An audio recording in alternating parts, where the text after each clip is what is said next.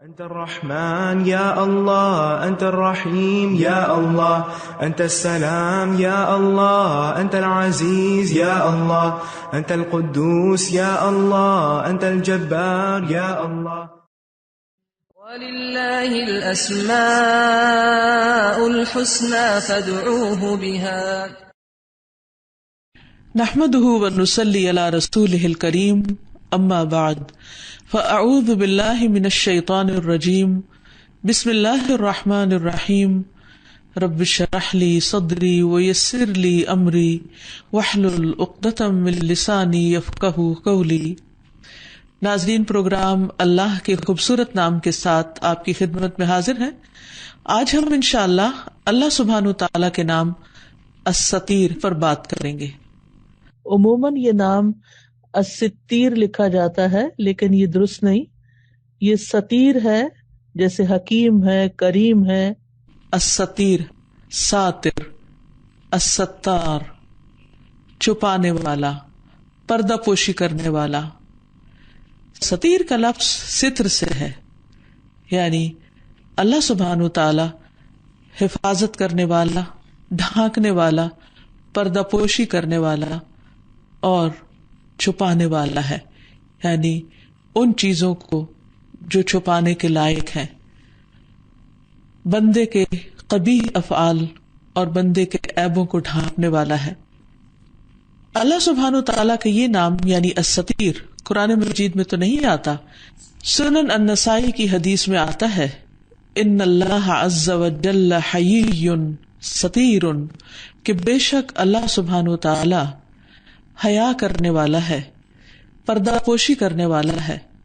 تو آئیے ہم دیکھتے ہیں کہ اللہ سبحانہ وتعالی کے اس نام سے متعلق ہمیں قرآن و سنت میں کیا رہنمائی ملتی ہے.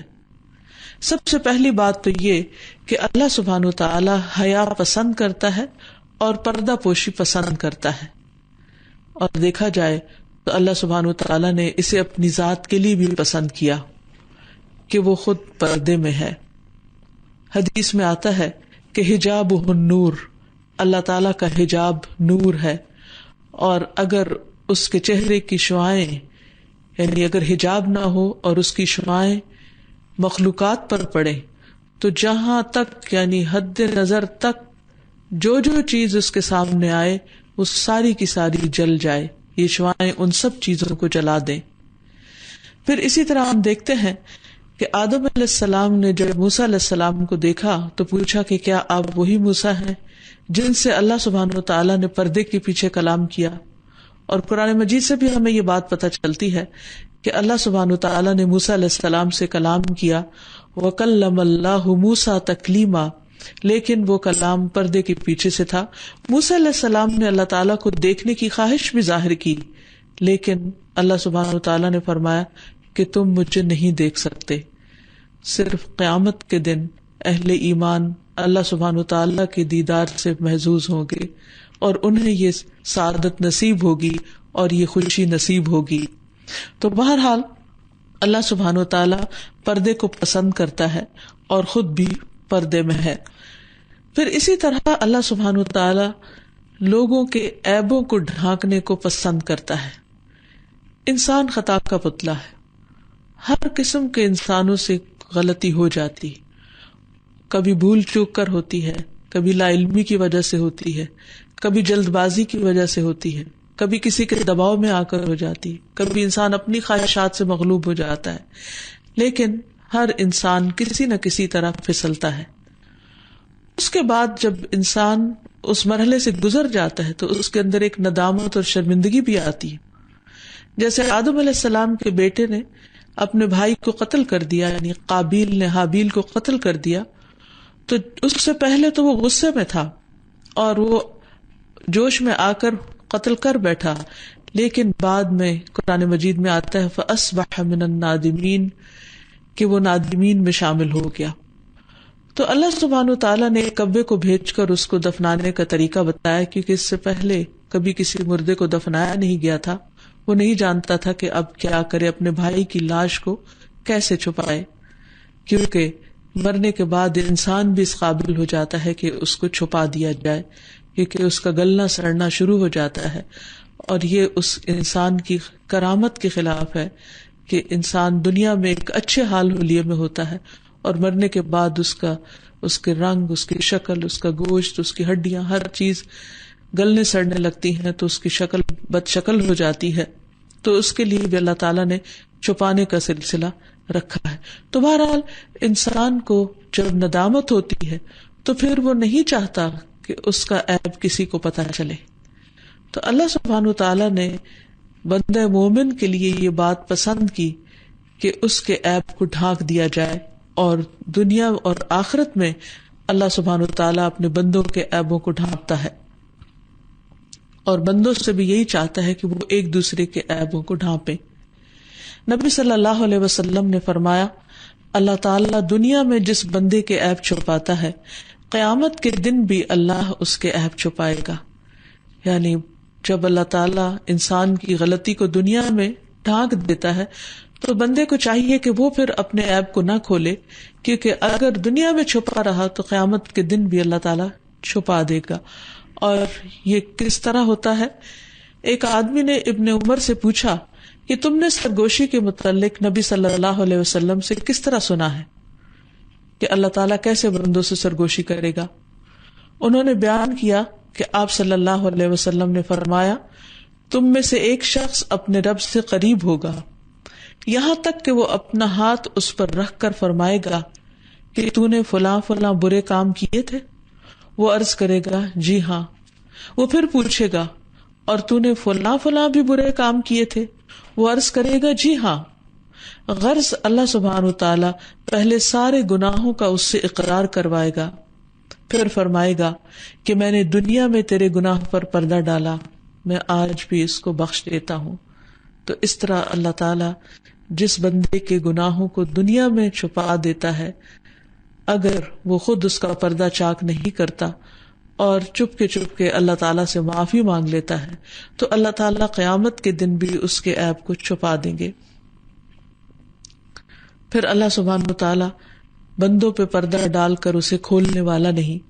حضرت علی کہتے ہیں کہ رسول اللہ صلی اللہ علیہ وسلم نے فرمایا، جو شخص دنیا میں کسی گناہ کا ارتکاب کر بیٹھے اور اسے اس کی سزا بھی مل جائے، یعنی ایک تو یہ کہ کسی کو پتہ ہی نہ چلے گناہ کا، اور ایک یہ ہے کہ انسان کے اوپر حد جاری ہو جائے، یا پھر یہ کہ کسی شکل میں اس کا کیا سامنے آ جائے جو کسی اور کو تو نہ پتا ہو لیکن خود اس کو پتا چل جائے کہ یہ اس کے فلاں فلاں گناہ کی سزا ہے.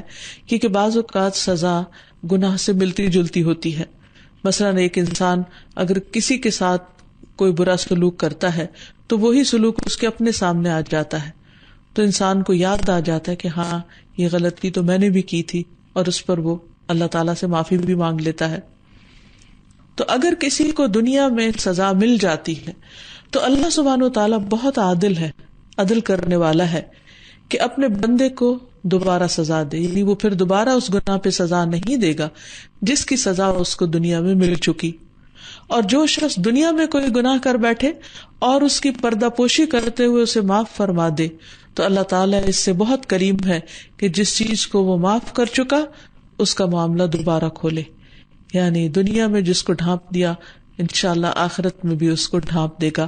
تو اللہ سبحانہ و تعالیٰ سے حسن ظن رکھنا چاہیے. اسی لیے اللہ سبحانہ و تعالیٰ کیونکہ الستیر ہے، وہ چھپانے کو، پردہ پوشی کرنے کو اور قبیح اور گندی چیزوں کو خاص طور پر ڈھانکنے کو پسند کرتا ہے. تو اللہ تعالیٰ کو یہ بات سخت ناپسند ہے کہ کوئی گناہ کرنے کے بعد اس کا اعلان کرے یا اسے دوسروں کے سامنے ظاہر کرے، یا پھر فخر کے ساتھ یہ بتائے، جیسے کہتے ہیں کہ چوری اور سینہ زوری، کہ سینہ زوری کر کے بتائے کہ میں نے یہ اور یہ غلط کام کیا ہے اور اس پہ وہ فخر محسوس کرے.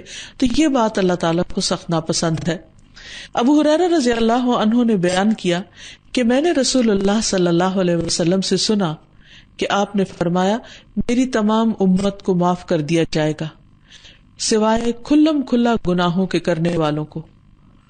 اور کھلم کھلا گناہوں کے کرنے میں یہ بات بھی شامل ہے کہ ایک شخص رات کو کوئی گناہ کا کام کرے اور اس کے باوجود کہ اللہ نے اس کے گناہ کو چھپا دیا، مگر صبح ہونے پر وہ کہے کہ اے فلاں، میں نے کل رات فلاں فلاں کام کیا تھا. یعنی خود ہی اپنا گناہ دوسروں کو بتانا شروع کر دے، اس کا اشتہار دینے لگے. رات گزر گئی تھی اور اس کے رب نے اس کا گناہ چھپائے رکھا، لیکن جب صبح ہوئی تو خود اللہ کے پردے کو کھولنے لگا.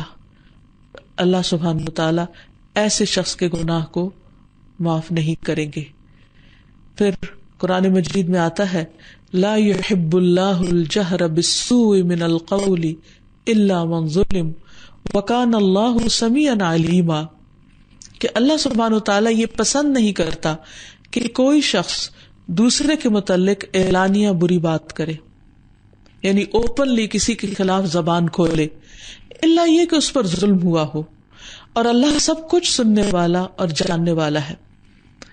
اور اس میں کیا چیز آتی ہے کہ مثلاً اللہ تعالیٰ کو یہ پسند نہیں کہ کوئی شخص کسی کے پیٹھ پیچھے کسی کی برائی کرے اور پھر بھری مجلس میں کسی کو بدنام کرے، یا پھر کسی پر کوئی عیب جوئی کرے، یا کسی کے اوپر ہنسے، یا اس کو تانا دے، یا کسی بھی طرح اس کی بے عزتی کرے.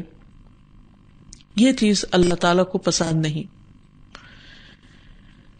اور اس کے بارے میں قرآن مجید میں سورۃ الحجرات میں بہت تفصیلی احکامات دیے گئے کہ اگر کوئی کسی کے پیٹھ پیچھے اس کی برائی کرتا ہے تو یہ ایسا ہی ہے جیسے اپنے مردہ بھائی کا گوشت کھا رہا ہو. تو اللہ تعالیٰ فرماتے ہیں کہ کیا تم میں سے کوئی چاہے گا کہ اپنے مردہ بھائی کا گوشت کھائے؟ تم اس کو ناپسند کرو گے. تو اسی طرح اللہ تعالیٰ کو یہ بات نہایت ناپسند ہے کہ کوئی شخص کسی شخص کی غیر موجودگی میں اس کے اوپر کوئی اس کی برائی کرے، یا اس کا کوئی عیب کھولے، یا اس کے کسی گناہ کا ذکر کرے، یا اس کی عیب جوئی کرے. نبی صلی اللہ علیہ وسلم کے پاس ایک شخص آیا اور اس نے پوچھا کہ یا رسول اللہ غیبت کیا ہے؟ تو آپ نے فرمایا ذکرک اخاک بما یکرہ، تمہارا اپنے بھائی کا ایسے ذکر کرنا جس کو سن کر وہ ناپسند کرے، یعنی وہ اس طرح ذکر کرنا، یعنی تمہارے منہ سے اپنا ذکر پسند نہ کرے جس طریقے پر تم کر رہے ہو. کیونکہ عموماً آپ دیکھیں کہ کیا ہوتا ہے کہ جب کوئی شخص خود سامنے ہوتا ہے تو ہمارا اس سے بات کرنے کا انداز بدل جاتا ہے، اس کے ساتھ رویہ اور معاملہ اچھا ہو جاتا ہے. لیکن بعض اوقات جب کوئی نہیں ہوتا تو اس کے بارے میں اگر زبان سے کئی دفعہ کوئی نہ بھی برا کہے تو منہ بنا کر یا اشاروں کے ساتھ ہی اس کی برائی کر دی جاتی ہے. تو ایسی تمام چیزیں سخت ناپسندیدہ ہیں. قرآن مجید میں ایک دوسری جگہ پر فرمایا وَيْلٌ لِكُلِّ هُمَزَةٍ لُمَزَةٍ، ہلاکت ہے، بربادی ہے، تباہی ہے ہر اس شخص کے لیے کہ جو عیب جوئی کرے اور منہ در منہ تانے دے، یعنی خواہ وہ اشاروں سے کسی کی برائی کرے، خواہ وہ منہ کھول کر کسی کی برائی کرے. فرمایا کہ لا يحب اللہ الجہر بالسوء، اللہ ایسی باتوں کو بالکل پسند نہیں کرتا کہ اعلانیہ طور پر کسی کی برائی کا ذکر کرے، کیونکہ اللہ تعالیٰ ستیر ہے، حیی ہے، حیا کرنے والا ہے، پردہ پوشی کرنے والا ہے. وہ نہیں چاہتا کہ بندوں کی برائیاں اچھالی جائیں اور ان سے کوئی محظوظ ہو، سوائے اس صورت کے کہ الا من ظلم، کہ کسی پر ظلم کیا گیا ہو. اگر کسی کے اوپر ظلم کیا گیا ہو تو وہ مظلوم اپنے ظلم کی داستان سنا سکتا ہے تاکہ عدل حاصل کر سکے، انصاف لے سکے اور اپنے خلاف ظالم کو ظلم کرنے سے روک سکے. لیکن عام طور پر بیٹھ کر محض بات برائے بات اور دوسروں کی برائیوں کو ریدنا یا بعض اوقات تجسس کرنا، اس سے بھی منع کیا گیا. یعنی بعض اوقات خود کوئی نہیں شروع کرتا تو لوگ پوچھتے ہیں، سوال کرتے ہیں اور دوسروں کے اندرونی حالات معلوم کرنے کی کوشش کرتے ہیں. ایسا بعض اوقات حسد کی بنا پر بھی کیا جاتا ہے کہ اگر کوئی شخص دنیا میں کامیاب ہو رہا ہے یا ترقی کر رہا ہے تو کچھ لوگوں کو اس کی خوبی پسند نہیں آتی، اس کی یہ ترقی پسند نہیں آتی، تو وہ اس کو لیٹ ڈاؤن کرنے کے لیے یا ذلیل کرنے کے لیے یا اس کو بدنام کرنے کے لیے تاکہ لوگ اس کی اچھائی کی طرف نظر نہ ڈالیں، اس کی برائیاں کی جاتی ہیں. اور بعض اوقات تو یہ ظلم کیا جاتا ہے کہ وہ برائی اس کے اندر نہ بھی ہو تو اس پر الزام لگا دیا جاتا ہے تاکہ اسے رسوا کیا جا سکے. تو اللہ تعالیٰ کو ایسی تمام چیزیں سخت ناپسند ہیں. پھر اسی طرح جہاں تک پردے کا تعلق ہے تو اللہ سبحانہ وتعالیٰ نے کچھ چیزوں کے درمیان حجاب رکھے ہیں، پردے رکھے ہیں، آڑ رکھی ہیں. ضروری نہیں کہ وہ عیب کے طور پر ہو، وہ کچھ اور وجوہات کی بنا پر بھی ہے. تو چونکہ اللہ سبحانہ وتعالیٰ ستیر ہے، پردہ پوشی کرنے والا یا پردہ حائل کرنے والا ہے، پردہ ڈالنے والا ہے، تو اس کانٹیکس میں بھی آئیے دیکھتے ہیں کہ اور کس کس چیز کے درمیان اللہ نے پردہ ڈالا ہے. مثلاً 2 سمندروں کے درمیان حجاب کا ذکر قرآن مجید میں ملتا ہے کہ 2 پانی جو ہے وہ ساتھ ساتھ چلتے ہیں اور ان کے بیچ میں ایک پردہ ہوتا ہے، اور وہ پانی آپس میں مکس اپ نہیں ہوتے، کیونکہ پانی کی عموماً خصوصیت یہ ہے کہ وہ پانی فوراً ایک دوسرے کے اندر مکس ہو جاتا ہے. اگر 2 رنگ کا پانی ڈالا جائے تو وہ الگ الگ رنگ نہیں رہتے، فوراً دونوں رنگ باہم مل جاتے ہیں. اس طرح ٹھنڈا اور گرم ملایا جائے تو وہ باہم مل جاتے ہیں. تو یہاں پر ہم دیکھتے ہیں قرآن مجید میں اللہ تعالیٰ فرماتے ہیں وَهُوَ الَّذِي مَرَجَ الْبَحْرَيْنِ هَذَا عَذْبٌ فُرَاتٌ وَهَذَا مِلْحٌ أُجَاجٌ وَجَعَلَ بَيْنَهُمَا بَرْزَخًا وَحِجْرًا مَحْجُورًا. اور وہی ہے جس نے 2 سمندروں کو ملا دیا، یہ میٹھا ہے پیاس بجھانے والا اور یہ نمکین ہے کڑوا، اور اس نے ان دونوں کے درمیان ایک پردہ اور مضبوط آڑ بنا دی. تو یہ حیرت انگیز قسم کی آڑ اور پردہ اللہ سبحانہ وتعالیٰ ہی ڈال سکتا ہے. یہ اس کی قدرت کی نشانیوں میں سے بہت بڑی نشانی ہے، اور اتنے وسیع پیمانے پر یہ آڑ ہوتی ہے، یعنی کھلے سمندر کے اندر. دوسری جگہ بھی فرمایا مرج البحرین یلتقیان بینہما برزخ لا یبغیان فبأی آلاء ربکما تکذبان. اس نے 2 سمندروں کو ملا دیا جو اس حال میں مل رہے ہیں کہ پھر بھی ان کے درمیان ایک پردہ ہے، وہ اپنی حد سے تجاوز نہیں کرتے، تو تم دونوں اپنے رب کی نعمتوں میں سے کس کس کو جھٹلاؤ گے؟ یعنی اے جن و انس، تم یہ نشانیاں دیکھ رہے ہو، ان کا انکار کیسے کرو گے؟ پھر اسی طرح اللہ سبحانہ وتعالیٰ نے 2 مختلف طرح کے مزاج رکھنے والے، ایمان رکھنے والے اور نہ رکھنے والے، 2 مختلف طرح کی عادات رکھنے والے کے درمیان بھی ایک غیر مرئی پردہ حائل کیا ہوتا ہے. مثلاً قرآن مجید میں آتا ہے وَإِذَا قَرَأْتَ الْقُرْآنَ جَعَلْنَا بَيْنَكَ وَبَيْنَ الَّذِينَ لَا يُؤْمِنُونَ بِالْآخِرَةِ حِجَابًا مَسْتُورًا. اور جب آپ قرآن پڑھتے ہیں تو ہم آپ کے اور ان لوگوں کے درمیان ایک مخفی پردہ حائل کر دیتے ہیں جو آخرت پر ایمان نہیں رکھتے. اسی طرح بعض لوگوں کے کانوں پر، آنکھوں پر پردے کا ذکر ہے کہ جو حق کو دیکھتے ہوئے حق کو قبول نہیں کرتے، حق سنتے ہوئے حق نہیں سنتے، کہ ان کے کانوں میں بوجھ ہے اور ان کی آنکھوں پر پردہ ہے. وَعَلَىٰ أَبْصَارِهِمْ غِشَاوَةٌ وَلَهُمْ عَذَابٌ عَظِيمٌ. اور ان کے لیے عذاب عظیم ہے کہ کچھ لوگ حق کو یا حق کی نشانی کو، یعنی کائنات میں بکھری ہوئی ہیں اللہ تعالیٰ کی پہچان کی بہت سی نشانیاں، ان کو دیکھ نہیں پاتے. تو وہ کیا چیز ہے جو انہیں دیکھنے نہیں دیتی؟ وہ ایک غیر مرئی پردہ ہے جو رکاوٹ بنا ہوا ہے حق کو قبول کرنے میں. پھر اسی طرح کچھ اور قسم کے پردوں کا بھی ذکر آتا ہے. مثلاً فوت شدہ بچوں کا آگ سے پردہ بننا، یعنی اگر کسی مومن کے بچے فوت ہو جاتے ہیں تو خاص طور پر عورتوں کے لیے بشارت ہے، کیونکہ ماں کو اپنے بچے کے ساتھ بہت اٹیچمنٹ ہوتی ہے، اس کی جدائی اس کے لیے بہت تکلیف دہ ہوتی ہے. تو اگر وہ صبر کرتی ہے تو وہ بچے اس کے لیے جہنم کی آگ سے آڑ بن جاتے ہیں. ابو سعید خدری کہتے ہیں کہ عورتوں نے نبی صلی اللہ علیہ وسلم سے درخواست کی کہ ہمیں بھی نصیحت کرنے کے لیے آپ ایک دن خاص فرما دیجئے. نبی صلی اللہ علیہ وسلم نے ایک خاص دن میں ان کو واعظ فرمایا اور بتایا کہ جس عورت کے 3 بچے فوت ہو جائیں تو وہ اس کے لیے جہنم سے آڑ بن جاتے ہیں. اس پر ایک عورت نے پوچھا یا رسول اللہ، اگر کسی کے 2 بچے فوت ہو جائیں؟ آپ نے فرمایا 2 بچوں پر بھی، یعنی وہ بچے اس کے لیے آگ سے رکاوٹ ہیں. اسی طرح خصوصاً بیٹیوں کا جہنم سے پردہ بننا. حضرت عائشہ کہتی ہے کہ ایک عورت اپنی 2 بچیوں کے ساتھ میرے پاس کچھ مانگنے کے لیے آئی کیونکہ وہ بھوکی تھی. اس وقت میرے پاس سوائے ایک کھجور کے اور کچھ بھی نہ تھا. تو میں نے دیکھا کہ اس عورت نے اس کھجور کے 2 ٹکڑے کیے، ایک بیٹی کو دیا اور دوسرا دوسری کو، خود بھوکی رہی اور چلی گئی، خود کچھ بھی نہیں کھایا. اس کے بعد نبی صلی اللہ علیہ وسلم تشریف لائے تو میں نے آپ سے اس عورت کا حال بیان کیا. آپ نے فرمایا جو ان بچیوں کی وجہ سے آزمایا گیا تو یہ بچیاں اس کے لیے جہنم کی آگ سے حجاب بنے گی، پردہ بن جائیں گی، یعنی اس کو آگ میں نہیں جانے دے گی.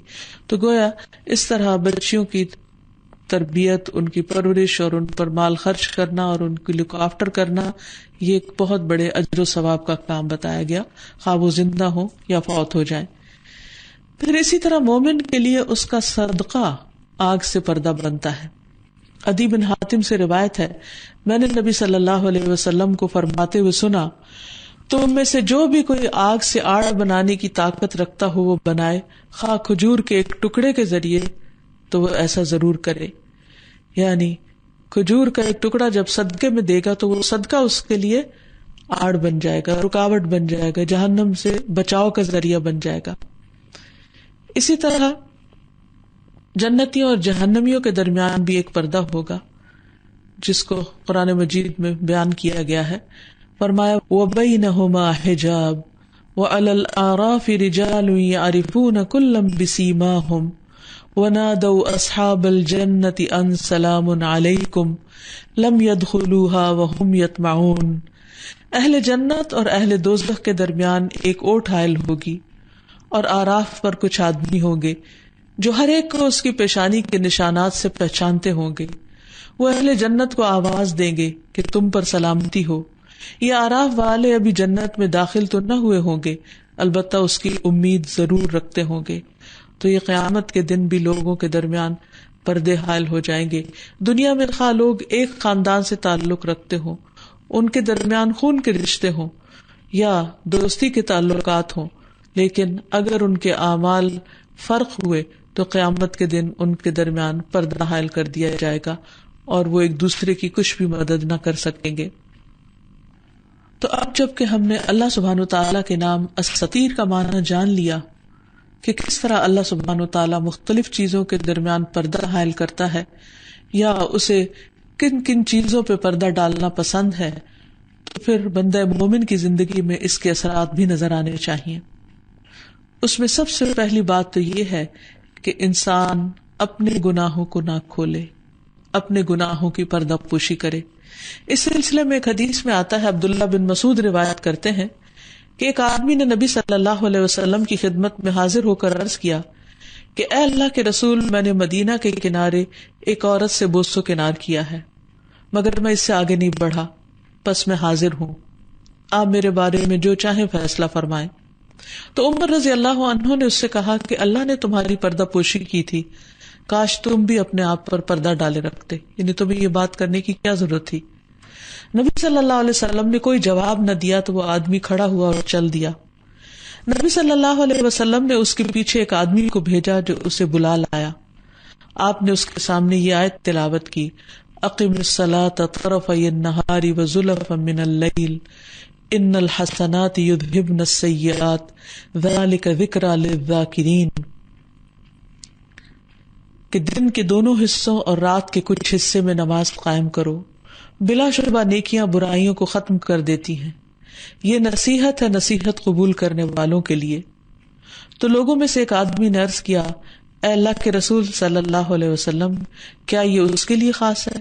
آپ نے فرمایا بلکہ یہ تمام لوگوں کے لیے ہے، یعنی اگر انسان سے انسان ہونے کے ناطے ایسا قبیح فعل بھی ہو جائے تو بھی اسے سر عام نشر نہیں کرنا چاہیے، کسی کو بھی نہیں بتانا چاہیے اور اللہ سے معافی مانگنی چاہیے، تو اللہ سبحانہ و تعالیٰ اس کو معاف فرما دیں گے۔ اور خصوصاً نمازوں کی پابندی، نمازوں کی ادائیگی بہت سے گناہوں کا کفارہ ہے۔ اور ویسے بھی اگر انسان نماز کی پابندی کرتا رہے تو ان الصلاۃ تنہی عن الفحشاء والمنکر، کہ وہ انسان کو برائی سے اور بے حیائی کے کاموں سے روک دیتی ہے۔ ایک دن انسان اپنی ایسی حرکتوں سے باز آ جاتا ہے۔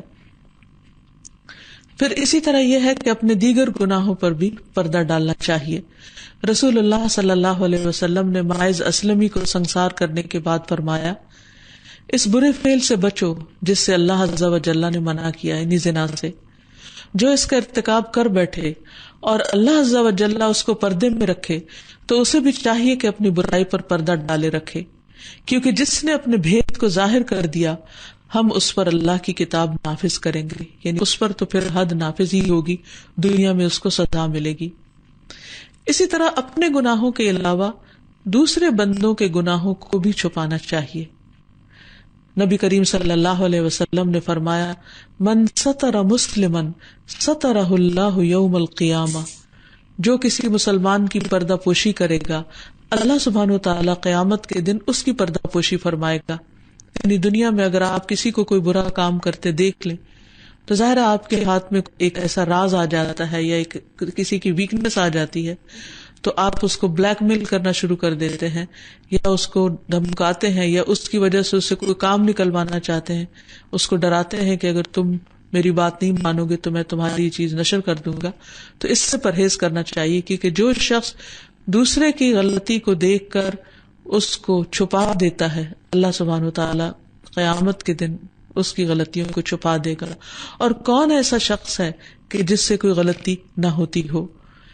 پھر اسی طرح ایک اور روایت میں عبداللہ بن عمر کہتے ہیں کہ رسول اللہ صلی اللہ علیہ وسلم نے فرمایا ایک مسلمان دوسرے مسلمان کا بھائی ہے، بس اس پر ظلم نہ کرے اور نہ ظلم ہونے دے.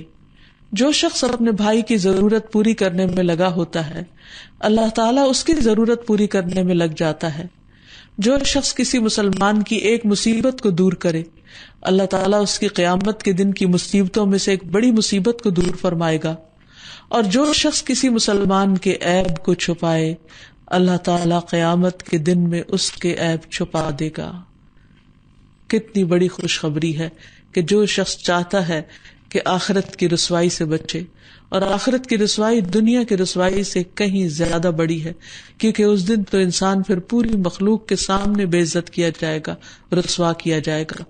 تو ایسے شخص کو جو وہاں کی شرمندگی سے بچنا چاہتا ہو اس پر لازم ہے کہ دنیا میں دوسروں کو شرمندگی سے بچا لے. رسول اللہ صلی اللہ علیہ وسلم نے فرمایا جو شخص مومن کی پردے والی بات کی ستر پوشی کرے تو گویا اس نے زندہ درگور کی گئی بچی کو زندہ کر دیا. یعنی اگر کوئی شخص کسی کا عیب چھپا دیتا ہے تو گویا کسی نے زندہ گاڑی ہوئی لڑکی کو دوبارہ نکال کے زندگی بخش دی. یہ اتنی بڑی نیکی ہے. پھر اسی طرح زندہ انسان تو زندہ، اگر کوئی فوت ہو جائے تو میت کی پردہ پوشی کرنا بھی ضروری ہے. ابو امامہ سے روایت ہے کہ رسول اللہ صلی اللہ علیہ وسلم نے فرمایا جس نے کسی میت کو غسل دیا اور اس کی پردہ پوشی کی، یعنی اس کا کوئی عیب نہیں کھولا، اللہ تعالیٰ اس کے گناہوں سے پردہ پوشی فرمائے گا. تو مومن قابل احترام ہے، خواہ وہ زندہ ہو خواہ وہ مردہ ہو، ہر حال میں اس کا عیب چھپانا چاہیے اور اس کی غلطیوں پہ پردہ ڈالنا چاہیے. رسول اللہ صلی اللہ علیہ وسلم نے فرمایا جو شخص اپنے بھائی کے کسی عیب کو جانتا ہو پھر اس کو چھپا لے اللہ تعالیٰ قیامت کے دن اس کے عیب پر پردہ ڈال دے گا. پھر اسی طرح یہ ہے کہ انسان صرف چھپائے نہیں بلکہ اس کے ساتھ دوسرے کو معاف بھی کر دے. بعض اوقات انسان کسی اپنے قریبی عزیز رشتہ دار کے بارے میں کچھ ایسی باتیں جان لیتا ہے جو اس کے لیے بہت تکلیف دہ بھی ہوتی ہیں، جس بنا پر وہ اس کے ساتھ قطع تعلق بھی کرنے پر تیار ہو جاتا ہے. یا بعض اوقات ہسبینڈ وائف کے درمیان ایسی سچویشن پیدا ہو جاتی ہے کہ بعض اوقات درست اور بعض اوقات غلط الزامات ایک دوسرے پر لگا کر بدنام کر دیا جاتا ہے، جس سے ازدواجی زندگی تک خطرے میں پڑ جاتی ہے. تو ایسے مواقع پر دوسروں کی غلطیوں کو نہ صرف یہ کہ معاف کر دینا چاہیے بلکہ ان سے درگزر سے کام لینا چاہیے. تو جو ایسا کر سکے اسے ایسا کر دینا چاہیے، کیونکہ رسول اللہ صلی اللہ علیہ وسلم نے فرمایا صاحب حیثیت لوگوں کی غلطیاں معاف فرما دیا کرو الا یہ کہ وہ حدود ہوں. یعنی اگر کسی پر حد جاری ہو رہی ہو تو وہ تو پھر بچ نہیں سکتا، لیکن چھوٹی موٹی چیزیں ایک دوسرے کی معاف کر دینی چاہیے. اور خصوصاً صاحب حیثیت سے مراد ایسے لوگ کہ جن کا کوئی مقام ہو انسان کی زندگی میں، یا ویسے ہی اللہ نے ان کو کوئی مقام دے رکھا ہو، تو اگر چھوٹی چھوٹی چیزیں ان کی اچھالنی شروع کر دی جائیں تو اس سے معاشرے میں بہت فتنہ فساد پھیلتا ہے. پھر اسی طرح یہ ہے کہ مومنوں کو ایک دوسرے کی خیر خواہی کرنی چاہیے. کسی کی غلطی دیکھ کر صرف اس کو چھپانا ہی کافی نہیں بلکہ اس کی اصلاح کرنا بھی ضروری ہے. ایسا نہ ہو کہ غلطی چھپانے سے دوسرا شخص غلطی کرنے پر اور دلیر ہو جائے. غلطی کرنے پر اس کو امر بالمعروف اور نہی عن المنکر کرنا بھی ضروری ہے. اور اگر انسان کے پاس استطاعت ہو کہ سختی کے ساتھ اس کو روک سکے تو بھی اس کو روکنا چاہیے. لیکن یہ ہے کہ خیر خواہی ہر حال میں ضروری ہے. حضرت علی سے مروی ہے کہ رسول اللہ صلی اللہ علیہ وسلم نے فرمایا ایک مسلمان کے دوسرے مسلمان پر 6 حقوق ہیں. جب ملاقات کرے تو سلام کرے، جب چھینکے تو جواب دے، جب بیمار ہو تو عیادت کرے، جب دعوت دے تو قبول کرے، جب فوت ہو جائے تو جنازے میں شرکت کرے، اپنے لیے جو پسند کرتا ہے اس کے لیے بھی وہی پسند کرے، اور اس کی غیر موجودگی میں اس کا خیر خواہ رہے، یعنی اس کی برائیاں یا اس کے عیب نہ اچھالے. اور اسی طرح مسلمانوں کے عیبوں کے پیچھے پڑنا بھی ایک بہت بڑی برائی، یعنی بذات خود ایک برائی ہے. اور خیر خواہی میں یہ بھی آتا ہے کہ انسان کسی کے عیبوں کے پیچھے نہ پڑے، یعنی کسی کے عیب جوئی کرنا اور اس کے تجسس کر کے اس کے گناہوں کی کھود کرید کرنا بذات خود ایک بہت بڑا گناہ ہے. کیونکہ قرآن مجید میں اللہ سبحانہ وتعالیٰ نے واضح طور پر منع فرما دیا، وَلَا تَجَسَّسُوا، اور تجسس نہ کرو، کسی کے عیبوں کے پیچھے مت پڑو. رسول اللہ صلی اللہ علیہ وسلم نے فرمایا، اے ان لوگوں کی جماعت جو صرف زبان سے ایمان لائے ہو اور ان کے دلوں میں ایمان داخل نہیں ہوا، مسلمانوں کی غیبت مت کیا کرو اور نہ ان کی عزت و آبرو کے درپے رہو، اس لیے کہ جو کسی کی عزت کے درپے ہوتا ہے اللہ تعالیٰ اس کی عزت کے درپے ہو جاتے ہیں، اور اللہ تعالیٰ جس کی عزت کے درپے ہو جائے تو اس کو اس کے گھر میں ہی رسوا کر دیتے ہیں. یعنی انسان کو یہ بھی یاد رکھنا چاہیے کہ اگر وہ کسی کی غلطیوں کو اور عیبوں کو اچھالے گا تو وہ خود بھی کہیں بچ کے نہیں جا سکتا، کیونکہ اللہ سبحانہ وتعالیٰ نے اس کے لیے دنیا میں یہ سزا رکھی ہے کہ پھر اس کی غلطیوں کو عام کیا جائے یا اس کی غلطیوں کی شہرت ہو. اور ویسے بھی اگر انسان کسی کے عیبوں کو نہیں چھپاتا تو اس سے فساد ہی فساد پھیلنا شروع ہو جاتا ہے اور زیادہ بڑی غلطیاں سامنے آنے لگتی ہیں. رسول اللہ صلی اللہ علیہ وسلم نے فرمایا، اگر تم لوگوں کے عیوب کی ٹوہ میں لگے رہو گے تو انہیں خراب کر دو گے، یا فرمایا کہ قریب ہے کہ تم ان میں بگاڑ پیدا کر دو. مثلاً آپ اپنے بچے کے اندر کوئی چھوٹی موٹی غلطی دیکھتے ہیں اور آپ کو معلوم ہے کہ وہ غلطی کر رہا ہے، تو بجائے اس کے کہ آپ اس کو شرمندہ کریں اور اس کی غلطی کے بار بار اس کو تانے دیں، اس کی بجائے ہونا یہ چاہیے کہ اس چیز کو ذہن میں رکھ کر اس کی اصلاح کا کوئی پروگرام بنائے کہ اب بچہ اس غلط راستے پہ چل پڑا ہے تو اس غلطی کا ذکر کرنے کے بجائے اس غلطی کے جو نقصانات ہیں ان کا ذکر کر کے اس کو روکا جائے اور انڈائریکٹلی بات کی جائے. پھر اسی طرح اللہ سبحانہ وتعالی خود حجاب میں ہے اور اس نے مسلمان عورتوں کے لیے حجاب کو پسند کیا ہے، تو ہمیں بھی حجاب کا اہتمام کرنا چاہیے، اپنے سطر کی بھی حفاظت کرنی چاہیے. جرہد اصحاب صفہ میں سے تھے، وہ کہتے ہیں کہ رسول اللہ صلی اللہ علیہ وسلم ہمارے پاس بیٹھے ہوئے تھے کہ میری ران کھلی ہوئی تھی، تو آپ نے فرمایا، کیا تجھے معلوم نہیں کہ ران سطر میں ہے؟ یعنی جسم کا یہ حصہ مرد کے سامنے بھی نہیں کھول سکتا، یعنی مرد کا سطر مرد سے ناف اور گھٹنوں کے درمیان کا سارا حصہ ہے، اور گھٹنے بھی سطر کا حصہ ہے کہ جو دوسروں کے سامنے نہیں کھولنے چاہیے. پھر اسی طرح شرمگاہ کی حفاظت کرنا، جس کا قرآن مجید میں بھی ذکر آیا ہے، قل للمؤمنین یغضوا من ابصارہم، مومنوں سے کہہ دیجئے کہ وہ اپنی نگاہیں جھکا کر رکھیں، وَيَحْفَظُوا فُرُوجَهُمْ، اور اپنی شرمگاہوں کی حفاظت کریں. تو شرمگاہ کی حفاظت میں یہ چیز آتی ہے کہ انسان تنہائی میں بھی ننگا نہ ہو. ابو ہریرہ کہتے ہیں کہ نبی صلی اللہ علیہ وسلم نے اس سے منع کیا کہ کوئی شخص صرف ایک کپڑا جسم پر لپیٹ کر اس طرح بیٹھ جائے کہ اس کی شرمگاہ اور آسمان کے درمیان کوئی چیز نہ ہو، یعنی چاہے وہ اکیلا ہی کیوں نہ بیٹھا ہو تو ننگا ہو کر نہ بیٹھے. پھر اسی طرح انسان جب ننگا ہوتا ہے تو جن اس کو دیکھتے ہیں، فرشتے تو اس سے الگ ہو جاتے ہیں لیکن جنات اس کو دیکھنا شروع کر دیتے ہیں، تو ان سے بھی ایک حیا ہونی چاہیے. تو اس کے لیے کیا کیا جائے؟ مثلا نہانے کے وقت آپ کپڑے پہن کے تو نہیں نہا سکتے، یا اسی طرح ٹوائلٹ کے استعمال کے دوران آپ کو اپنا سطر کھولنا ہوتا ہے، تو اس کے لیے ہمیں بہت خوبصورت ادب سکھا دیا گیا. حضرت انس کہتے ہیں کہ رسول اللہ صلی اللہ علیہ وسلم نے فرمایا، جنوں کی آنکھوں اور انسانوں کی شرمگاہوں کا پردہ یہ ہے کہ جب کوئی اپنے کپڑے اتارے تو بسم اللہ پڑھ لے، یعنی بسم اللہ پڑھ کر اگر کپڑا اتارے گا تو پھر کوئی اور اس کو نہیں دیکھ سکے گا. رسول اللہ صلی اللہ علیہ وسلم نے یہ بھی فرمایا کہ جنوں کی آنکھوں اور بنی آدم کی شرمگاہوں کا پردہ یہ ہے کہ تم میں سے جب کوئی بیت الخلاء جائے تو بسم اللہ پڑھ لے، یعنی داخل ہونے سے پہلے، اندر جا کر نہیں. ہم سب جانتے ہیں کہ اللہ کے رسول صلی اللہ علیہ وسلم بہت ہی باحیا انسان تھے. حدیث میں آتا ہے، ابو سعید خدری سے مروی ہے کہ نبی صلی اللہ علیہ وسلم پردہ نشین کنواری لڑکیوں سے بھی زیادہ حیا والے تھے، اور اسی لیے جب آپ قضائے حاجت کے لیے باہر جاتے تو آپ پردے میں بیٹھنا پسند کرتے، اور آپ کو جو پردہ سب سے زیادہ پسند تھا وہ ٹیلے یا کھجور کے باغ کا تھا۔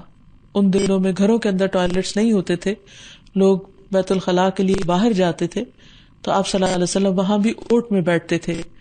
تو اگر نبی صلی اللہ علیہ وسلم کنواری لڑکیوں سے بھی زیادہ حیادار تھے تو پھر لڑکیوں کے لیے کیا حکم ہو سکتا ہے؟ اس سلسلے میں ایک حدیث ہماری رہنمائی کرتی ہے۔ ام عطیہ کہتی ہیں کہ رسول اللہ صلی اللہ علیہ وسلم نے عید الفطر اور عید الاضحیٰ کے دن ہمیں حکم دیا کہ ہم نابالغ، حائضہ اور پردہ نشین لڑکیوں کو بھی نکالیں، یعنی جو گھروں میں رہتی ہیں وہ بھی عید کی نماز کے لیے نکلیں۔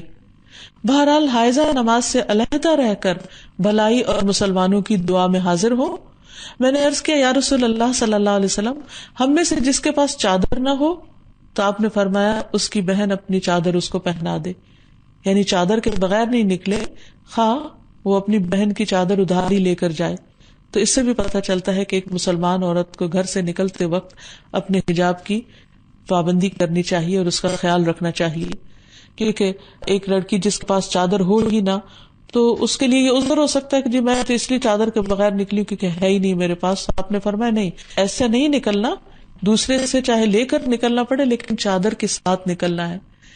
پھر اسی طرح ام المومنین سیدہ ام سلمہ کہتی ہیں کہ جب عورتوں کے متعلق یہ حکم نازل ہوا کہ یدنین علیہن من جلابیبہن، کہ وہ اپنے اوپر اپنی چادریں لٹکا لیا کریں، تو انصاری عورتیں جب باہر نکلتی تو ایسے لگتا کہ ان کے سروں پر کوے بیٹھے ہوئے ہیں، ان سیاہ چادروں کی وجہ سے جو وہ اپنے سروں پر لینے لگی تھی۔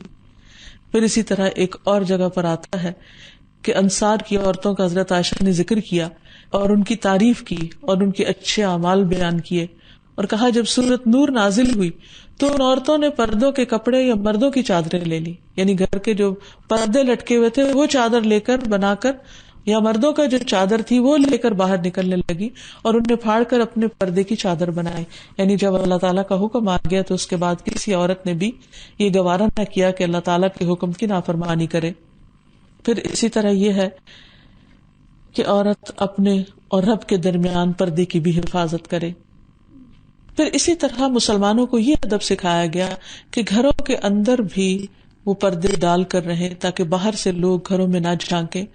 دوسروں کو گھروں کے اندر جھانکنے سے منع کر دیا گیا، اور اس سلسلے میں یہاں تک آتا ہے کہ اگر کوئی کسی کے گھر میں جھانک رہا ہو اور وہ اس کی آنکھ پھوڑ دے یا اس کو کوئی یعنی کہ جواباً اس پر کسی قسم کا کوئی اٹیک کرے تو اس کا قصاص نہیں ہوگا، یعنی اس کی ممانعت ہے سخت قسم کی کہ کوئی کسی کی پرائیویسی میں دخل انداز ہو، یعنی اس کی آنکھ تک پھوڑنے کو بھی جائز قرار دے دیا گیا۔ اس سلسلے میں ایک اور بات یہ بھی یاد رہے کہ انسان جہاں اپنے کچھ برے اعمال کو چھپاتا ہے وہاں کچھ نیکیوں کو بھی چھپانے کی ضرورت ہے، کیونکہ انسان جب دکھا کر کام کرتا ہے تو اس میں ریاکاری کا اندیشہ ہوتا ہے، دکھاوے کا اندیشہ ہوتا ہے، اور دکھاوے سے انسان کا اجر ضائع ہو جاتا ہے، بلکہ الٹا انسان سزا کا مستحق قرار پاتا ہے۔ اور پوشیدہ عمل جو ہے وہ اللہ سبحانہ وتعالیٰ کو بہت پسند ہے، خاص طور پر پوشیدہ صدقہ، یعنی چھپا کر جب انسان صدقہ کرتا ہے تو اور اس کا کسی سے ذکر نہیں کرتا تو یہ صدقہ اللہ سبحانہ وتعالیٰ کے غضب کی آگ کو ٹھنڈا کرتا ہے۔ پھر اسی طرح کچھ اور اعمال بھی انسان پوشیدہ رکھے۔ پوشیدہ صدقے کے بارے میں قرآن مجید میں آتا ہے الذین ينفقون اموالهم باللیل والنہار سرا وعلانیۃ فلہم اجرهم عند ربهم ولا خوف علیہم ولا هم يحزنون۔ جو لوگ دن رات کھلے اور چھپے اپنے مال خرچ کرتے ہیں انہیں اپنے پروردگار سے اس کا اجر ضرور مل جائے گا، ایسے لوگوں کو نہ کچھ خوف ہوگا اور نہ وہ غمگین ہوں گے۔ یعنی اتنی زبردست خوشخبری اور بشارت دی گئی کہ چھپا کر صدقہ کرنے والوں کو اجر ضرور ملے گا، اور ایسے لوگ قیامت کے دن بالکل بے خوف ہوں گے اور غموں سے آزاد ہوں گے۔ بلکہ دنیا میں بھی انسان کے غم، دکھ اور ڈپریشن کا علاج صدقے میں ہے۔ پھر اسی طرح نبی صلی اللہ علیہ وسلم نے فرمایا 7 لوگ عرش الہی کے سائے تلے ہوں گے، جن میں سے ایک وہ شخص کہ جس کے دائیں ہاتھ نے جب خرچ کیا تو بائیں کو بھی پتہ نہیں چلا کہ اس نے اللہ کے راستے میں کیا دیا۔ پھر اسی طرح تنہائی میں اللہ کو یاد کر کے رونا، کوئی نہ دیکھ رہا ہو، صرف وہ اور اس کا رب ہو، سب سے چھپ کر انسان صرف اور صرف اللہ تعالیٰ کو یاد کر کے روئے۔ نبی صلی اللہ علیہ وسلم نے فرمایا 7 طرح کے آدمی ہوں گے جن کو اللہ اس دن اپنے سائے میں جگہ دے گا جس دن اس کے سائے کے سوا کوئی سایہ نہ ہوگا۔ ان میں سے ایک وہ شخص جس نے تنہائی میں اللہ کو یاد کیا اور اس کی آنکھوں سے بے ساختہ آنسو جاری ہو گئے۔ پھر اسی طرح رات کے وقت نماز پڑھنا، کیونکہ رات بھی پردہ پوش ہے۔ اللہ تعالیٰ فرماتے وَجَعَلْنَا اللَّيْلَ لِبَاسًا، ہم نے رات کو پردہ پوش بنایا۔ تو رات کے اندھیرے میں انسان سب سے چھپ کر نماز پڑھے، تہجد پڑھے، اللہ کو یاد کرے، اور اسی طرح صدقہ خیرات کرے۔ جیسے ایک شخص نے رات کے وقت چھپ کے صدقہ کیا تو ایک دن چور کو دے دیا، اور اسی طرح دوسرے تیسرے دن بھی وہ ایسے لوگوں کو دے چکا جو مستحق نہیں تھے، لیکن اس کے باوجود اس کا صدقہ قبول ہو گیا اور ان لوگوں نے بھی اپنے غلط کاموں سے پرہیز کر لیا۔ اور اسی طرح کوئی بھی نیکی اور کوئی بھی عمل جو صرف اللہ اور بندے کے درمیان ہے، جیسے روزہ، تو اللہ سبحانہ و تعالیٰ اس کا بے پناہ اجر دے گا، اس چیز کا اجر اللہ کے ذمہ ہے۔ تو آخر میں یہ کہ انسان اللہ تعالیٰ کی اس صفت کو سامنے رکھ کر اللہ سے دعا کرے کہ یا ستیر تو ہمارے گناہوں کو چھپا دے، اور تو ہمیں عافیت میں رکھ، اور تو ہمیں دنیا اور آخرت کی رسوائی سے بچا، اور اسی طرح ہمارے عیبوں پر پردہ ڈال دے، اور صبح و شام اللہ تعالیٰ سے عافیت کی دعا انسان کرتا رہے، اور اللہ سبحانہ وتعالی ہم سب پر اپنی رحمت کے نازل فرمائے اور ہم سے راضی ہو جائے۔ وآخر دعوانا ان الحمد للہ رب العالمین۔ سبحانک اللہم وبحمدک، اشہد ان لا الہ الا انت، استغفرک واتوب الیک۔